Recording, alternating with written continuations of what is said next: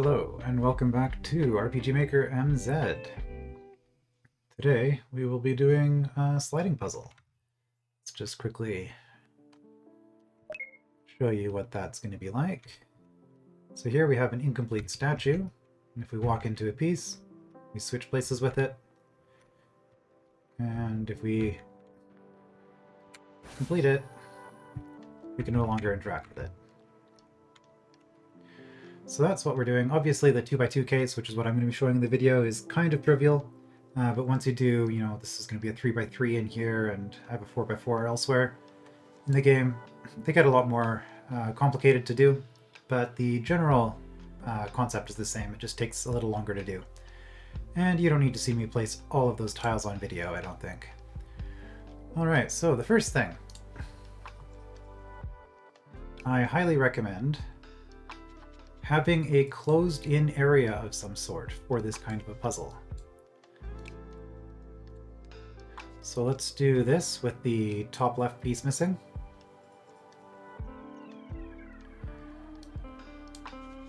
And yeah, the reason you want something like this is so that you're not moving puzzle blocks all around the room. If you don't care, that's fine, but this will keep the puzzle enclosed here for the player so that they can't get pieces scattered everywhere. And when you leave the room, they reset the puzzle anyway, so it's not that big a deal, and it's impossible to get stuck, so you don't actually need a reset function for this one. But that's just how I like to do it, so that's how I'm going to do it. Okay, so first, there is a little bit of setup involved. Switches. So all of these, I can reuse statue check. That can be used for any number of different places that you have. I call different scenes rooms. It's just kind of a habit of mine from a different game I play. So every room is going to have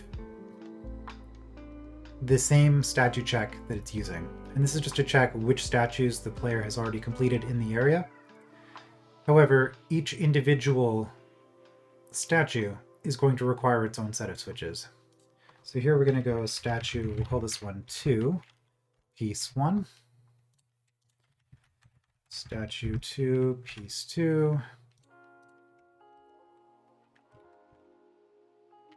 Statue 2, piece 3, and of course statue 2, piece 4. Alright.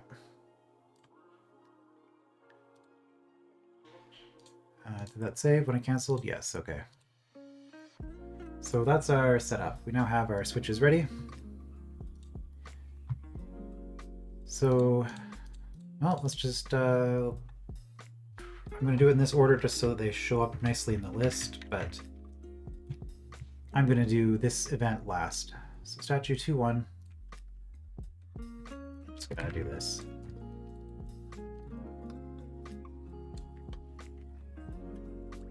And that's just because I like the list here being nice and orderly.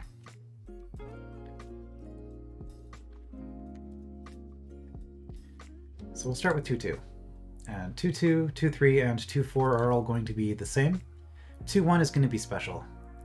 But yeah, the others are fine. So, 2-2. First, let's grab our image. And we're going to go tile set. Was it 2 or 3? Or C. It might be C. Yeah, okay. So we will do... whoops, wrong one. Here. I'm going to do this one. Priority below characters.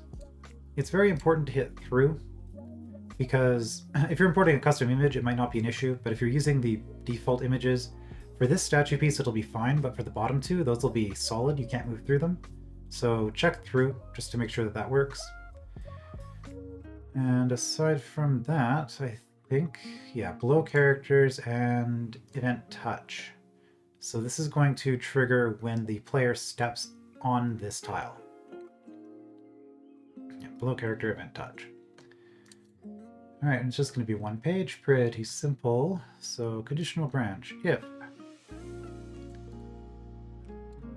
character is facing down.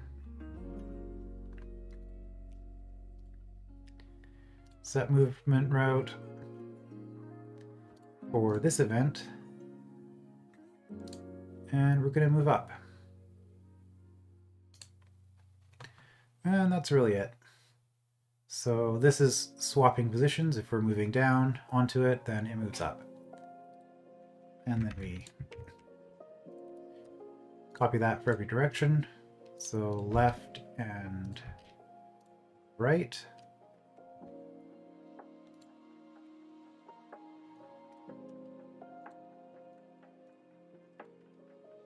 Right, and we're going to move left.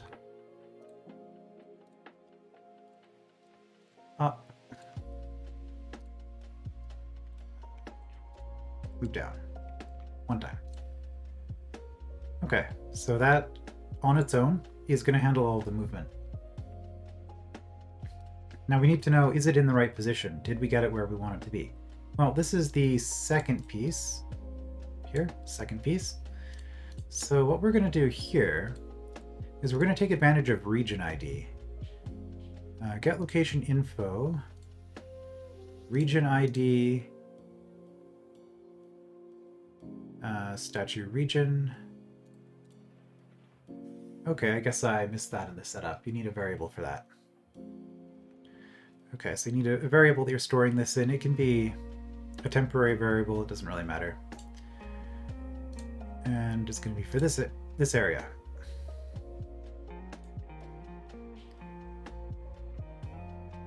So statue region now has an ID. What is the ID? Well, we go here. The region tab allows you to give just arbitrary data to a tile. So we're going to take advantage of this and make each of these 4 tiles the corresponding region. So piece 1, 2, 3, and 4. All right, so now that that's done, so get the region ID. Do not want direct designation, that would be bad. We want this event. All right, so what we're doing is we're checking the ID where this thing is after it is moved. So after it is moved, this is piece 2, so we want to check if it's got the right ID. If variable statue region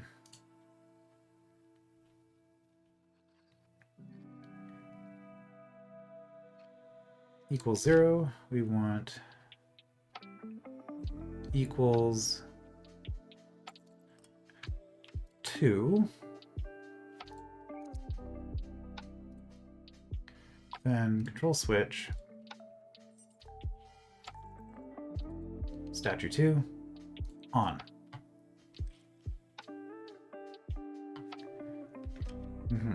If it is not,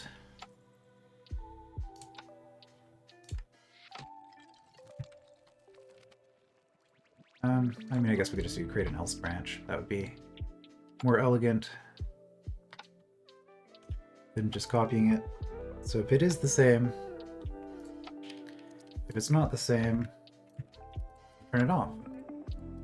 Like that. So statue region 2, just double checking my work here. If the switch is on, sorry, if the region is correct, we turn the switch on. If the region is incorrect, we turn the switch off. The second part's very important because otherwise the game will think the puzzle's done when it actually isn't. And that's it. There's nothing else to do here. So actually creating these in advance was a little bit silly. Go to statue 3. And most of this is going to be the same, but obviously region is different and the switch that we're dealing with is different. And you're just going to have to manually set this for each piece of your puzzle. Set the graphic. And this is where through is going to matter. If you don't have through, you will not be able to walk into this tile, which means that you will not be able to solve the puzzle. I go with 4.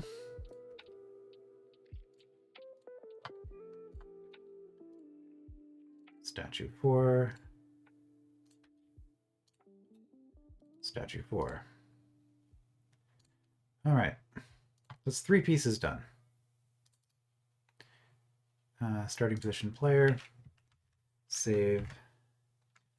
Let's just check our work, make sure that everything is working properly. Well, okay, I forgot to set that, the graphic, but yeah, you can see if I walk on them, they now slide.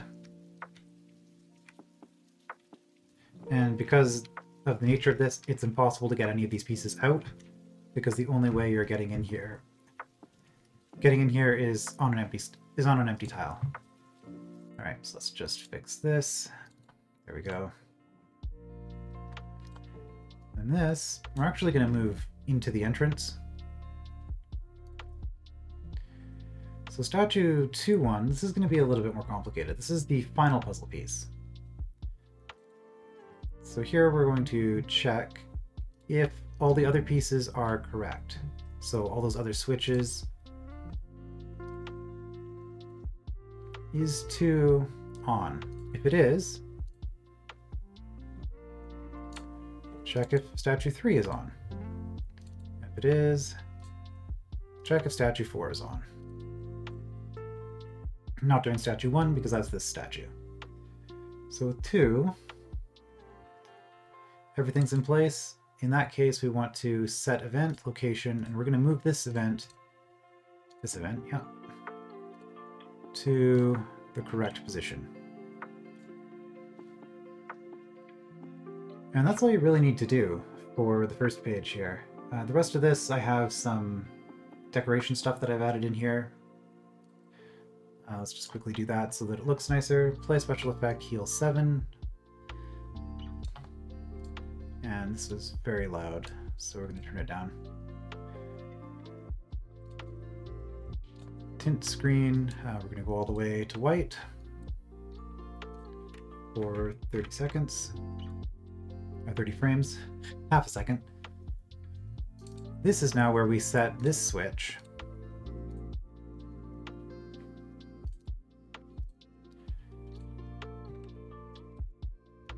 And then we'll tint again, but this time we'll go normal. So reverse the tinting. And this control switch is the only part of these 4 commands that's actually necessary. So you have to set the event and then you have to turn the switch on. The tinting is nice because it's going to hide the fact that you're just having the statue piece materialize out of nothing. And I guess that's the next thing that we'll get into. So yeah, by default,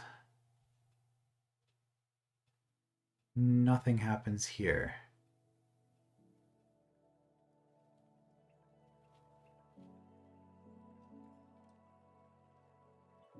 Below character event touch. Yeah, so this is going to trigger.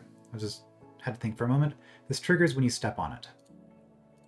So we get the puzzle pieces into position, and then from here, when we step here, that's what triggers this event. Even though we don't see it, it's still there.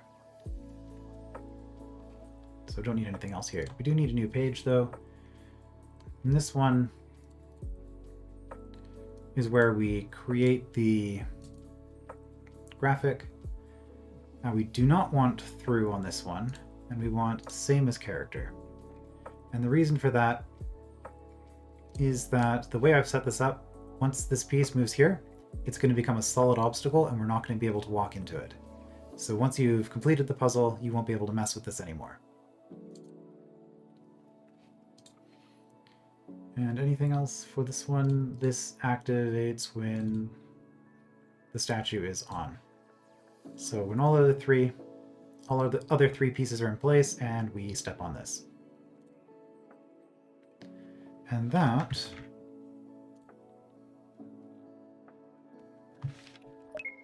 should, well, yeah, there's a couple of things. Yeah, there we go. So that works. Now, these only check when they move, so they didn't realize that they were in the correct position originally. So when you're making a puzzle like this, with the 2x2, you can kind of just slide these around however you want. But for anything bigger than that, I highly recommend actually just sliding them around manually as though you were moving around in the puzzle, because otherwise you could create yourself a puzzle that's impossible to solve. You don't want to do that. Well, unless you do, in which case, I don't know, you're being a jerk to your players, I guess. There might be a reason why you'd want to do that. Alright, so with that, I'll test this one more time.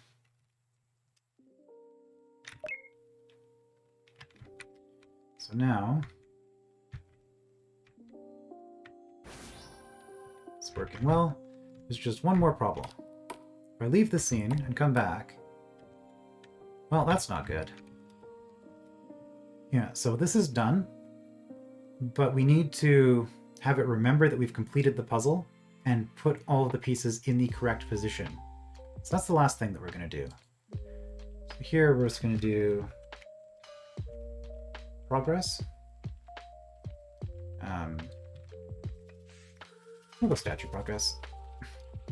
So this is going to be our save progress here. Page 1 is going to auto run. It's just every time we enter this room, it's going to check.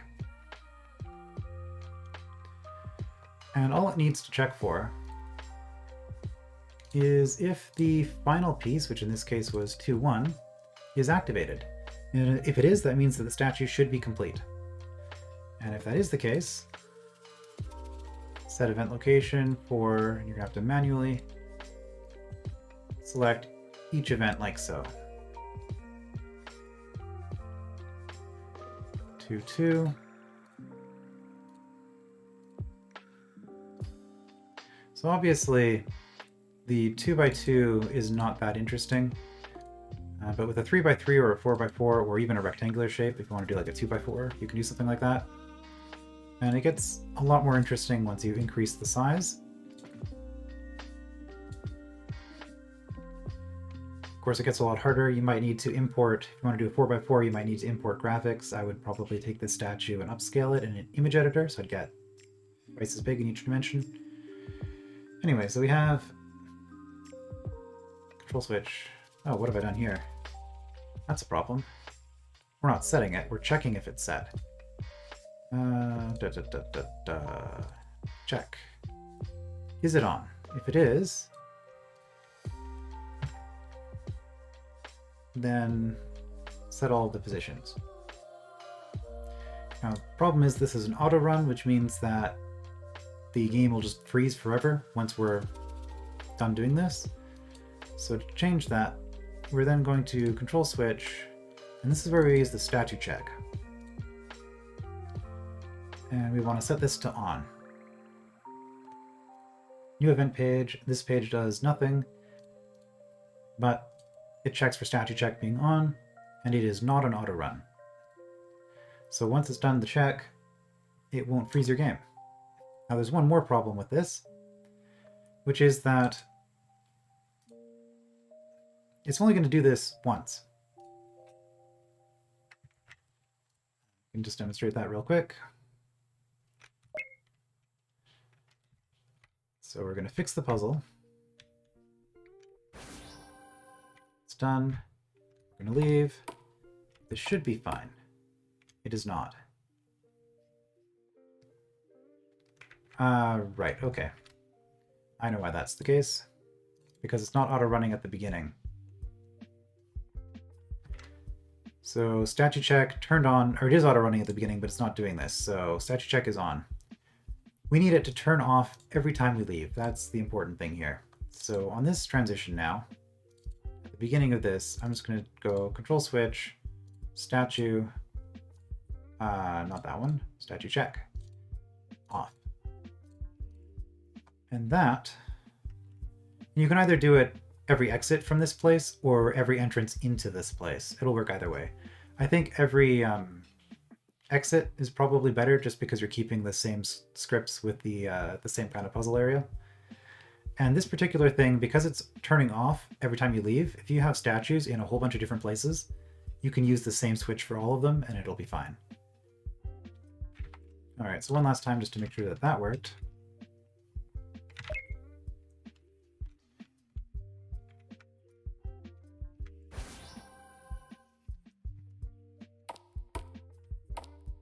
And there it is.